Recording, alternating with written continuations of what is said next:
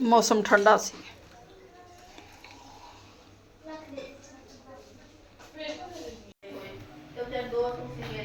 बिस्मिल्लाहिर्रहमानिर्रहीम। अब ਹੁਣ ਅਸੀਂ ਬਣਾਉਣ ਲੱਗੇ ਟਿਕੜੇ। ਇਹਦੇ ਵਾਸਤੇ ਲਿਆ 2 ਕਿਲੋ ਆਟਾ ਤੇ 1.5 ਕਿਲੋ ਅਸੀਂ ਗੁੜ ਨੂੰ ਭਿਓ ਦਿੱਤਾ ਪਾਣੀ ਵਿੱਚ ਕੁੱਟ ਕੇ। ਤੇ ਆਟਾ ਹੈ ਸਾਡਾ ਤੇ ਆ ਸੌਂਫ ਹੈ ਵਿੱਚ ਪਾਵਾਂਗੇ ਆਟੇ ਦੇ।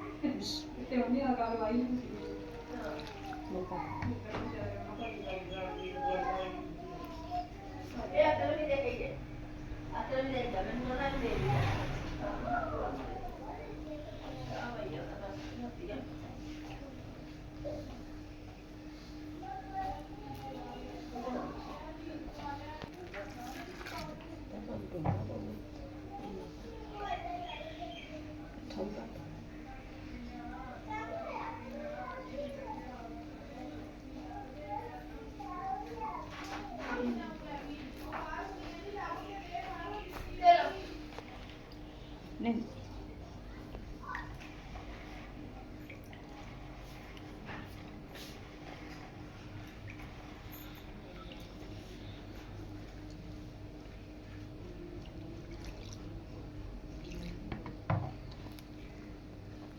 ये बनन लगे टिकड़े, मिठे टिकड़े।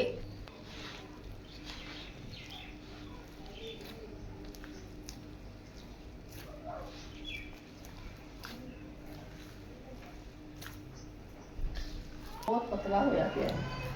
पतला करेंगी? पतले तो खैर अच्छे, मैं रोटी बनाने से थोड़ा मीठा था। हाँ बहुत थोड़ा होता ही पता पता लगी जाता है।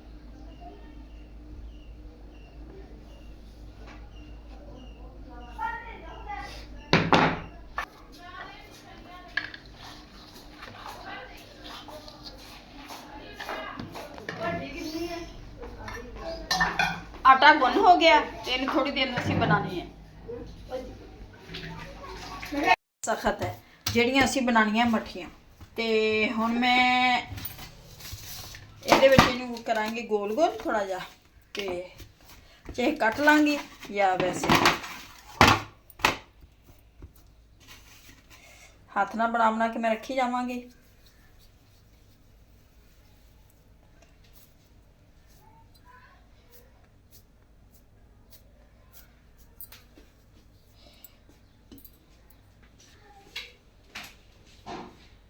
ਇਹਨੂੰ ਥੋੜਾ ਮੈਂ ਖੁਸ਼ਕ ਲਗਾਵਾਂਗੀ ਹੱਥਾਂ ਆਪਣਿਆਂ ਨੂੰ।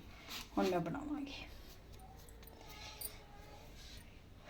ਇਹ ਬੱਚਿਆਂ ਨੇ ਸਮਝੋ ਰੋਟੀਆਂ, ਇਹ ਬਣਾ ਰਹੇ ਹਾਂ ਅਸੀਂ ਮੱਠੀਆਂ ਮਿੱਠੇ ਟਿਕੜੇ।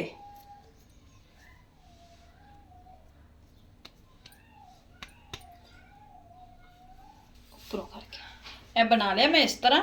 ਤੇ ਇਹਦੇ ਵਿੱਚ ਨਾ ਹੁਣ ਇਸ ਤਰ੍ਹਾਂ ਇਹਨੂੰ ਕੱਟੀ ਜਾ, ਇਹਦੀ ਕਟਾਈ ਕਰਨਾ। ਇਹ ਦੇਖੋ इस तरह इसी लगता पे एक जैसियां बननगियां।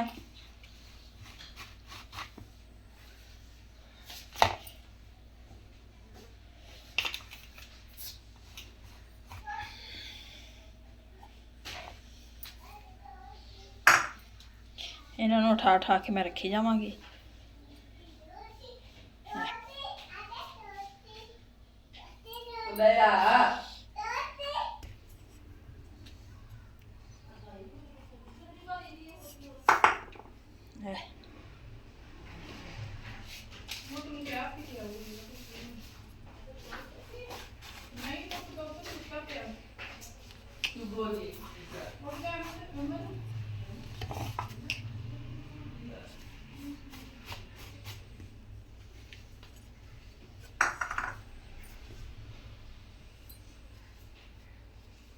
इस तरह बना के असीं रख लवांगे।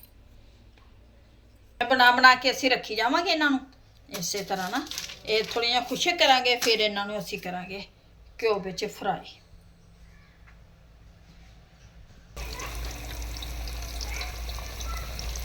टिकड़े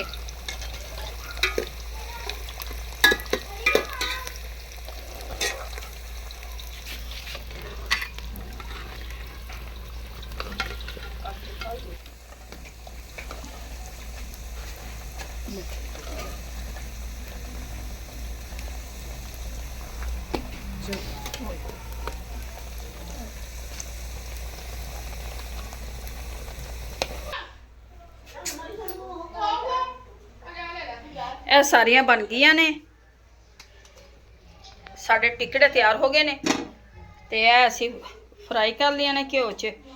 ਬਣਾ ਰਹੇ ਹਾਂ ਅਸੀਂ ਬੱਚਿਆਂ ਦੇ ਖਾਣ ਲਈ।